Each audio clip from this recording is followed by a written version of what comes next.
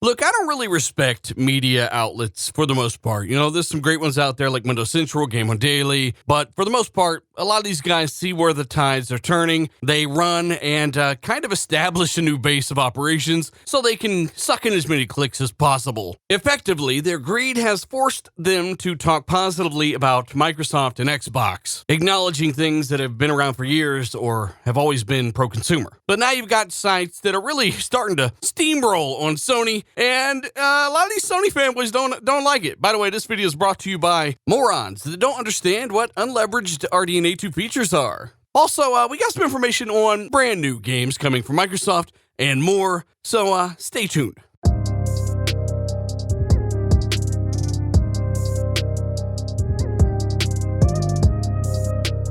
What is going on, guys? Dealer here, back again with yet another video talking about the latest and greatest with Xbox. We're talking about brand new first-party games that are effectively being announced without being announced, right? It's good to know these things are on the way. We're also talking about some brand new Xbox accessories from Major Nelson. We'll also be talking about some articles that some Sony fans are crying about on Twitter. Some of my favorite times, some of my favorite things to read. Welcome to our world. We've been getting this kind of stuff written about Xbox for years and years and years, even though they've been doing the most pro-consumer things, at least in most people's opinions. And of course, the things they haven't been doing so well, we've always been very outspoken about that stuff. But at the end of the day, you know, hey, where are the media focusing their attention? Right now, it's on Sony and what they could be doing better. And I'm obliged. I'm quite happy to turn into a Southern gentleman right now and talk about it for you. So let's start with BusinessInsider.com, a site that relishes in profiting and pushing the console war, but absolutely cannot take it when there is some backlash. And credit to some of the Sony guys who did it respectfully, but they don't like you. They only like me. People who's gonna praise their article, they don't. If you're hating, go away. I'm on the other hand about to praise the article, so they would like me in this example. But everyone hating,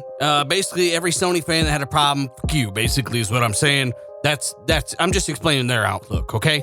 Anyway, BusinessInsider.com. Microsoft's Xbox is beating the PlayStation 5 this holiday for these 3 key reasons, and I can't wait to see what they are. And by the way, they had some bullet points in here for some of y'all. In November, they do say that Xbox beat PlayStation in sales, at least in NPD. We all knew that the Xbox Series S, that is its strategic, that's its goal. That's the reason it exists, right? It's there to disrupt the market. $300, super powerful box. We've seen it running some really, really awesome looking software.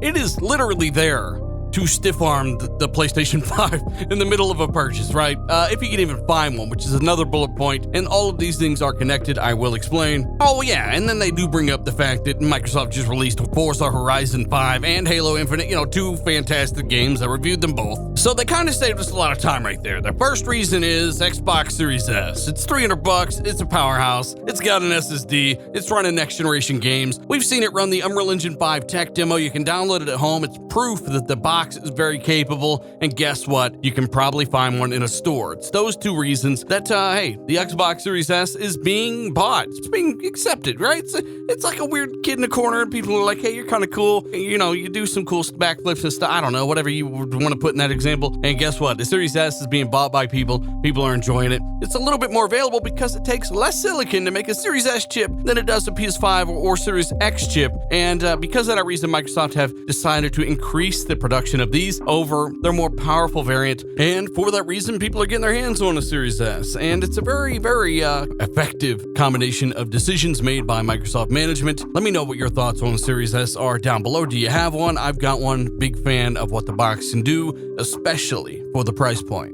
And that's all part of this, right? Obviously. Oh, and lastly, which probably should have been one of the first reasons they listed, Forza Horizon 5 and Halo Infinite. Everybody's loving these games, and they are quality. These are the things we've been asking for years as Xbox fans, quality games at a more consistent clip, and now with all of these acquisitions seemingly done for the most part, right? We know they're going to acquire more, but ZeniMax was a big part of this. These games are going to start rolling out, and this is really where things start to get fun. So, let me know your thoughts about all this down below, and let's move on to the next topic, where Microsoft's Double Fine Studios, creators of, I think, one of the surprise games for me, of course I think it's me, one of the games that really surprised me the most after shelving it. I mentioned this on Twitter. Psychonauts 2, yeah, surprised me. So I'm happy to hear that Xbox's Double Fine Studios are working on even more unannounced projects. VideoGameChronicle.com, Psychonauts 2's Double Fine says it's working on multiple unannounced projects. During a recent blog post, the studio had the following to say. The studio is already splitting up into various teams and starting different projects that we think you'll enjoy. We like experimentation here at Double Fine. Every game is a chance to explore new ideas, new visual styles, or gameplay. Something more interesting about this quote is they mention emotions, right? So they want to perhaps change your perception of what a video game can do to your emotions. So yeah, let me know what you think they might be working on. Maybe a Brutal Legend 2, who knows? At the end of the day, I think the studio's come a long way since the original Brutal Legend, and with funding from Microsoft, they've already confirmed they're able to make Psychonauts 2 even bigger and better than it could have ever been without it. Another example of how Microsoft are empowering these studios to create what they really want to make, and honestly surprising consumers like me. Anyway, let's move on to a clip of Major Nelson discussing new Xbox accessories for the Xbox Series consoles. You get that Xbox gamer in your life. Maybe that you're trying to get the console, maybe you already have the console. Do you get a headset? Do you get a controller? Oh gosh, there's so many things. Maybe we start with headsets because I'm wearing one of them right now. That seems to be a natural transition. What are you wearing there? Is it the one I have in my hands? Is it this one? Yeah, exactly. That's it. It's the Victrix Gambit wireless headset.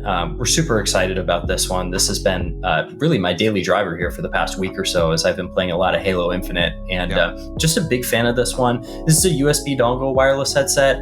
It's got, kind of the leatherette ear cushions here that are really, really comfortable. Actually, one of the most comfortable headsets I've worn. Flip to mute, which I always appreciate, especially when it has a little click to it. Yep. And then there's dials on the ear cups here for your volume. The one thing that I've been really appreciative is that obviously I'm trying a lot of headsets at all times because we get a lot coming through the program. There's only so many USB ports on the actual console itself. Right. So this, when it's in wired mode, has inline controls that are right here that I really appreciate, and just a mute button or a little toggle right there too. So that's really nice. But everything about this headset's great. It comes with lifetime subscription to Dolby Atmos as well. Right. This one's $129.99. Okay. I think it's really good value for what you get. Absolutely. A controller. Yes. Yeah. So let's talk about that since we're all Victrixy right now. Absolutely. Yeah. This one is very, very cool. So I have it right here. This actually it comes with swappable faceplates, as you can see here. So one of these is kind of your classic one. You can actually see that there's magnets on the back. So these pop on and off very, very easily, which is cool. Yep. And then this purple one is more of like a silicone gel type thing. It's really got that soft touch on it, and it just peels off. And to swap them back on is really, really easy. You can see it just snaps on right there. Now, it's interesting. I was looking at the packaging I have with this one right here, and it's got this very peculiar D-pad. Yeah. So you can swap out the D-pads if you like. There's I can actually exactly, yeah, and it actually comes with the carrying case. It's very much like the Elite right here. So if you open that up, there's your cable in there, and then you can also see there are different thumbsticks if you prefer that type of thumbstick, a tall one, or if you like the ones that have the curvature on that, they have those different. Now this is a wired controller, right, Scott? Yep, this is a wired controller, and one of the reasons that's cool is they've really focused on improving latency on this one. So they've spent a ton of time into figuring out how to get that input time down and really optimize it for tournament play. So this controller is really, really cool. It's perfect for FPS shooters. Trigger locks, it has 5 different settings on the trigger locks. So right now I've got them on the thinnest one, and it is just like. And I noticed if you look under there, you haven't mentioned yet, but there's also paddles. All right, let's take a look at, now I've got the OtterBox Power Swap controller batteries. Tell us what this is. I looked at this product and I was like, wait a minute, what is this? Exactly. This is a really cool innovation in the charging category. So I've got my controller right here that I've been playing with all the time. If you can see on the back right here, there is the battery pack right here. And I can actually press on this right now and it'll show me batteries at half capacity. So what this does is it comes with a dock, and there are 2 packs in it. So you're always charging one pack and you're always playing with one pack. You never have to stop gaming. The cool thing about this is that this battery pack sits inside a case that has a capacitor in it. So what actually happens is when you get a low battery notification, you can pop out that battery right here. It pops out and you can see my controller is still powered. So it has no battery in it. So essentially you're hot swapping in mid game or mid match, and there's a little bit of juice in there to keep the controller going, so you don't miss a beat. You slap the other one in, and off you go, right? Exactly. That's exactly it. So when you're ready to go, You just snap that right back in and you can have the new one. You're still powered. You never lose power. So this will hold for about 10-15 minutes, enough to finish a match, whatever you're playing, 4v4 Slayer in the new playlist in Halo Infinite. That's what I did last night. Just popped it right back in. And it's so cool because, you know, a lot of the charging products that we have, you got to set it on the dock and it's plenty of battery life. But if you forget to do it or something, you're scrambling for AA's, you're looking for your battery door, all that stuff. This is just never stop gaming. So this is a mainstay. It's perfect for a desktop setup. You know, I've got a 27-inch monitor that I play Xbox on in here, and it sits right on the desk, and I use it every day. It's just so cool to have something totally new in this category. Personally, I think the customization from this controller is actually really cool. I like the fact that you can change off the faceplates, no screwdrivers, no tools needed. Pretty convenient, actually, and the price isn't too bad on it. The headset looked pretty good. I don't know if it'll rival A50s or anything like that. It's not meant to with its price point, but for those looking for something in that price range, looks pretty neat. They also showed off a Duke controller. I cut that out. It does have a share button and stuff like that.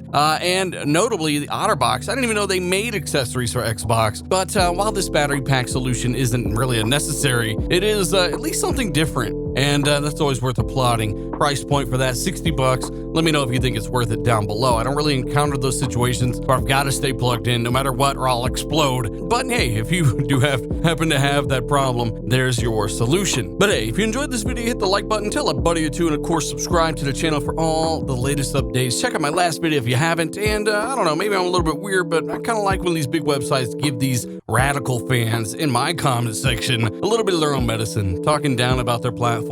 Is it necessary? No. But is it a little bit funny? Yeah, it is. Only because they get so mad about it. But hey, at the end of the day, let me know your thoughts. Again, hit the like button if you enjoyed the video, tell a buddy or two, and subscribe for all the latest and greatest. I'm Dealer, and I'm out.